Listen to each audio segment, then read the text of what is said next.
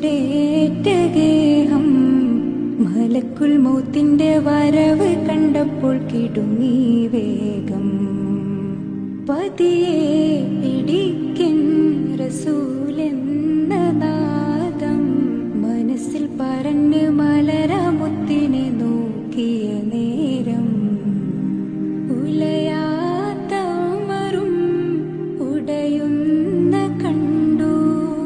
ഉടലായ മകളും മുരുകുന്ന കണ്ടു.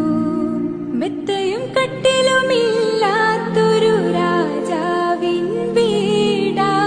മൊത്തത്തിൽ പൊട്ടിയ തോൽപാത്രമിൽ കഴിഞ്ഞൊരു കൂടാ.